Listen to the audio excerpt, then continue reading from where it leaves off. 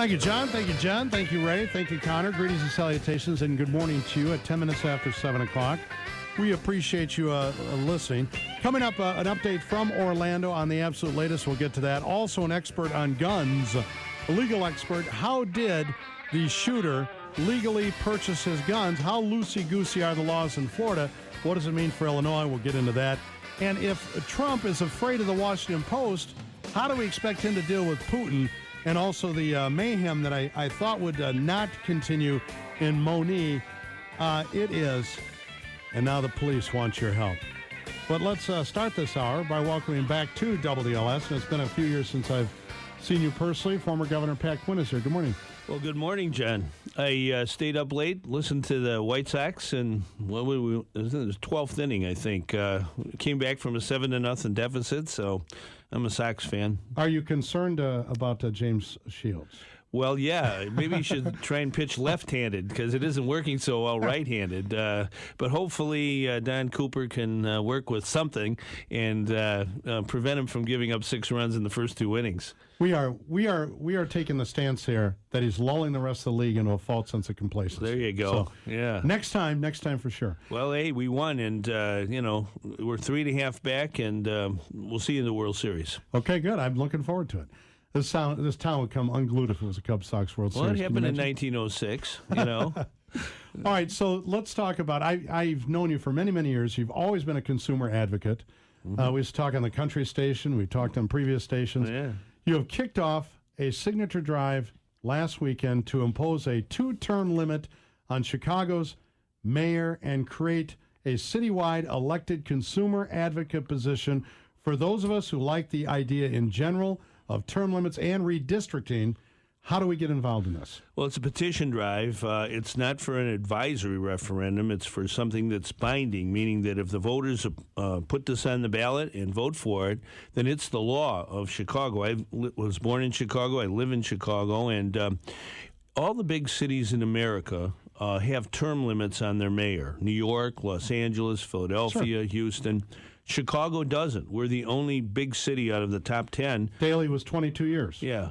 And so the idea of term limits is to make sure that there's opportunity for everyday people to have a person as mayor who listens to them. And I think it's important to always have the people set the rules for the mayor and not the mayor set the rules for the people. But if a politician connects with his or her constituency and they want to continue to elect that person, why should they adhere to artificially imposed term limits? Well, these days, they have super PACs, John, and all kinds of big money operations. So once the incumbent is there as mayor, oftentimes, we saw in the last election for mayor, the super PAC takes over during the runoff and runs down the opponent, and it's very difficult for a real change to happen. And the idea of term limits began with George Washington and the founding fathers. Sure. Jefferson and Ben Franklin and James Madison all believed in rotation of office because citizen patriot. Righto. Mm-hmm. King George of England served for, if you want to call it served, he was in as a monarch for 59 years. In this state, too, we have family dynasties. Obviously, you have to deal with those on the Democratic side. There's some on the Republican side, too. How do we pair this with, I think, a bigger issue, a larger problem, is redistricting? The Democrats do it here. To be fair, Republicans do it in Texas. And in essence, then politicians, when they're, whether it's Mike Madigan here or a Republican someplace else, the politicians aren't chosen by their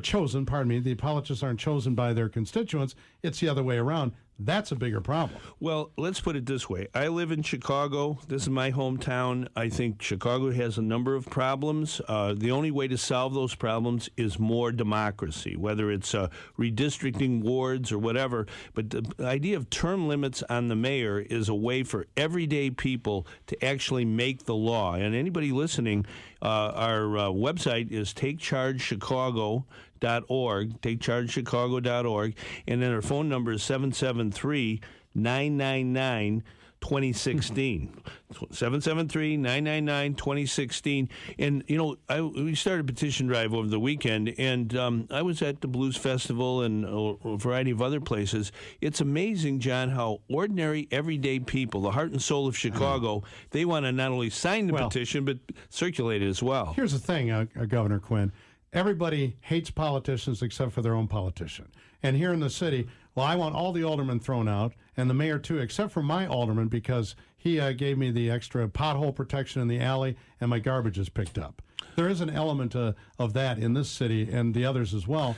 If you continue to like I think a bigger problem is that redistricting. I'd like to pair that with term limits and move in that direction. Okay, well, we heard you there. How about consumer advocate for taxpayers too? I started a group. I was here at WLS 34 years ago. We had a referendum on the Chicago ballot that called for CUB, Citizen Utility Board, to take on the utilities and unfair rates. And a lot of big shot utility guys were made fun of me, frankly, and they said, you aren't going to get that passed in a million years, Quinn. But we use referendum to do it. And within 1 year, this is the Citizen Utility Board referendum. I'll give you one of the envelopes. It was the original envelope for this group. Quite a historical document here. Well, yeah, it's now 34 years old. It's a consumer group run by consumers, funded by consumers for everyday people. And we need to have that kind of advocacy in Chicago and, for that matter, our whole state of Illinois.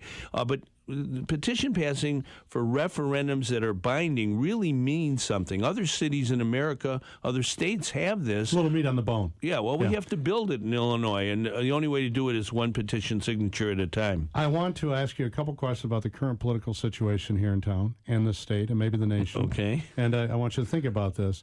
And I know you guys had a very bitter battle, and I know you're on opposite ends of the political spectrum, but just in fact, if Governor Rauner picked up the phone and said, former governor, I just need to ask you some advice. How do I handle Mike Madigan? I want you to give us an answer on that, if you would. Coming up next. Okay, fair enough. We're here with former Governor Pat Quinn joining us this morning on Double. Former Governor Pat Quinn is in studio with us for a few more minutes here. He is leading an effort now to binding referendum on the ballot in Chicago to impose a 2-term limit on future mayors. Again, the website, Governor, is? Yeah, the website is takechargechicago.org, and the phone number is 773-999-2016. And we need to have people sign and pass our petition. That's the heart of grassroots democracy, John. And that's where it begins. It's amazing what people can do. Years ago, we reduced the size of the Illinois General Assembly, literally abolished the jobs of 59 politicians by binding referendum that people put on the ballot. That was the beginning for you, wasn't it? Yeah, well, pretty close? That was one of the beginnings, yes. Are you, before I get to the question that I posed before the break, even as bitter of a battle as it was and disappointment afterwards, are you kind of glad to be out of the game for a while? Oh, no. I like being in the middle of the arena and taking on all comers. I believe in democracy, and I think we need more of it. And I think that's how you solve problems.